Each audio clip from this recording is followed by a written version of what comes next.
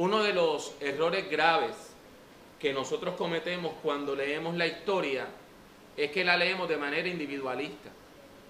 De hecho, hay hasta libros de historia que contribuyen a ese error, porque en vez de hablar de la historia como el movimiento de los pueblos, el devenir humano, lo que hacen es que le cuentan las biografías de gente que supuestamente fueron hombres excepcionales, grandes hombres.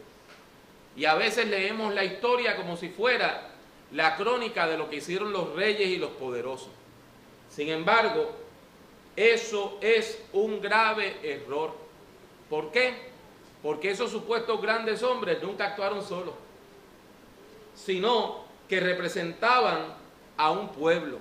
Lo que hacían era actuar en representación de toda una sociedad que está compuesta por hombres y por mujeres y por distintos grupos sociales. En realidad, la historia es una interpretación de la vida de los pueblos y no la lista de las acciones que hicieron personas individuales.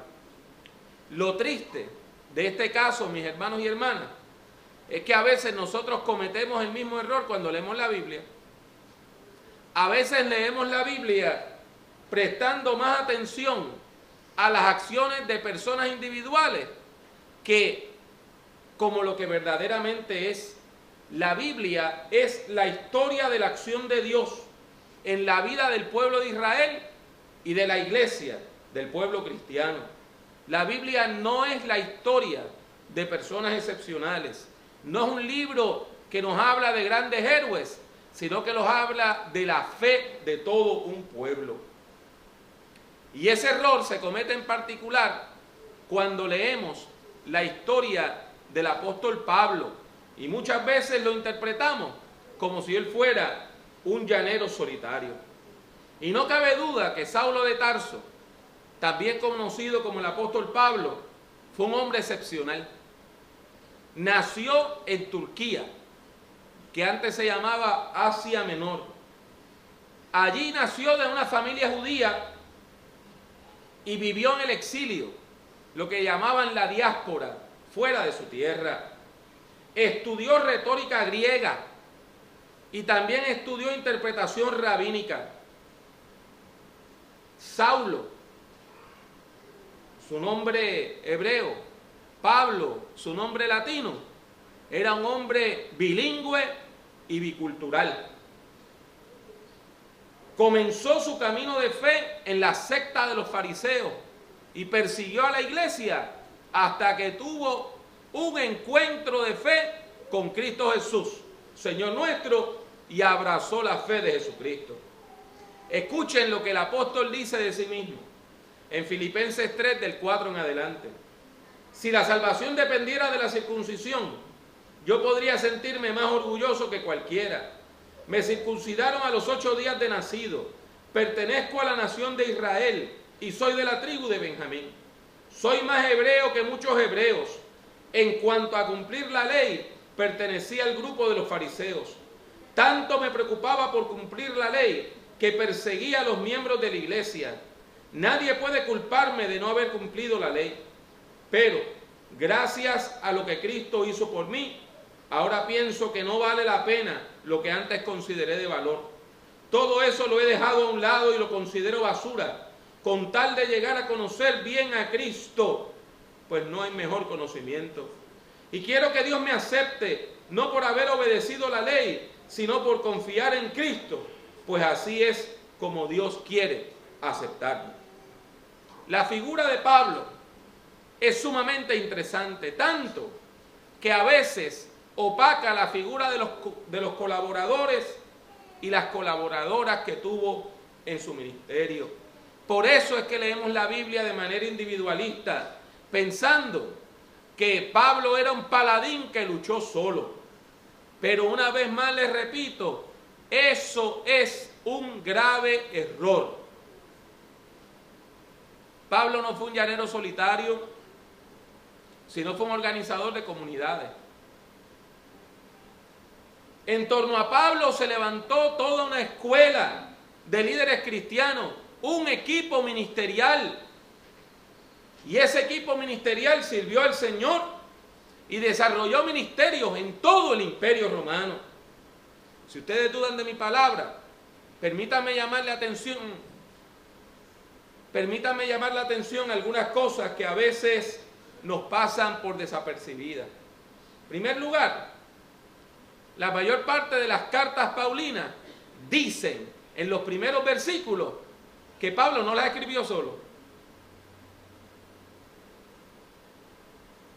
Cuando usted lee Primera de Corintios, Pablo dice que le escribió junto a un hermano que se llamaba Sóstenes. Segunda de Corintios, Filipenses, Colosenses y Filemón las escribió junto a Timoteo.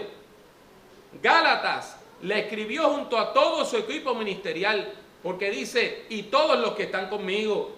Y Primera y Segunda Tesalonicenses le escribió junto a Timoteo y a otro hermano que se llama Silvano. O sea, el mismo Pablo dice, estas cartas están siendo escritas por todo un grupo de personas. No son mi carta personal. También obviamos muchas veces cómo Pablo menciona a sus muchos colaboradores. A Timoteo, que era como un hijo.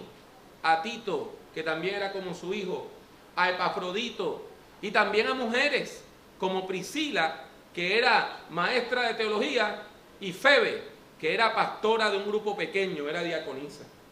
Además, Pablo continuamente reconoce el ministerio de las iglesias y queda claro que aunque él es un líder, la iglesia lleva a cabo un ministerio importante.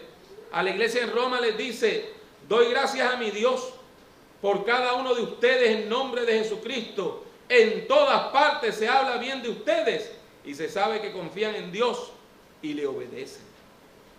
Queda claro que el apóstol Pablo fue un siervo de Dios que trabajó hombro con otros siervos de Dios y otras siervas del Dios Altísimo. Gran parte de su legado es precisamente el enseñarnos a trabajar en conjunto, en enseñarnos a trabajar como un solo pueblo. El ministerio es de Cristo y Cristo lo reparte a la iglesia. Por eso tenemos un ministerio colegiado. El ministerio lo lleva a cabo un grupo de creyentes, no una sola persona. Y ese grupo de creyentes triunfa cuando trabaja unido en el nombre del Señor, tratando de llevar el mensaje de bendición y de salvación. Mis buenos hermanos, mis buenas hermanas, esto debe darnos una visión especial, distinta al texto que sirve de base a nuestra predicación. Primera y segunda de Timoteo son cartas testamento, escritas cuando ya el apóstol Pablo estaba a punto de morir. De hecho, hay personas que piensan que quizás estas cartas se publicaron póstumamente después que él había muerto. El apóstol sabía que iba a ser ejecutado en breve. Aunque no era un hombre anciano, había sido torturado tan mal, tan malamente, que su cuerpo era el de una persona mucho mayor. Sabiendo que va a morir, le escribe a su hijo espiritual, a Timoteo. Cuando comenzó, Timoteo era un muchachito que seguía al apóstol que estaba en plenitud de forma. Hoy, el que está en plenitud de forma como obispo de Éfeso es Timoteo. Y Pablo es un viejo que está preso y que pronto va a morir. Hoy Timoteo es el predicador experimentado que está en su mejor momento. Y Pablo es el anciano que está terminando su ministerio. Por eso le escribe, y le escribe con amor el consejo que un padre espiritual le da a su hijo. Pero tú, hombre de Dios, huye de estas cosas y sigue la justicia, la piedad, la fe, el amor, la paciencia, la mansedumbre. Pelea la buena batalla de la fe. Echa mano de la vida eterna a la cual asimismo fuiste llamado, habiendo hecho la buena profesión delante de muchos testigos.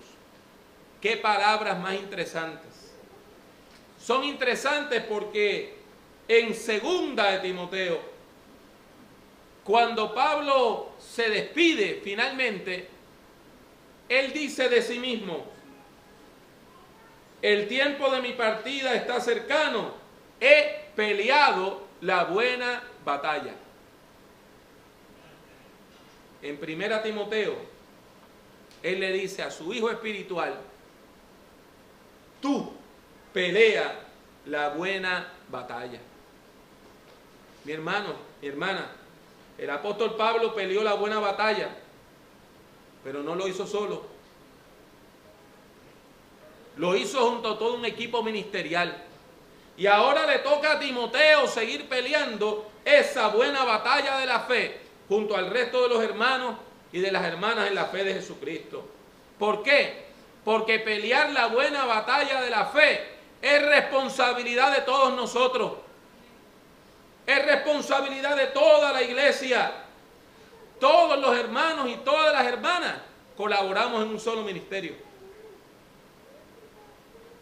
Y a veces cometemos el error de que solo reconocemos la labor del pastor, de la pastora o de la familia pastoral. Y lo correcto es reconocer el error, confesar nuestro pecado y afirmar que el ministerio le pertenece a toda la iglesia. Y es toda la iglesia la que trabaja unida para la gloria de Dios.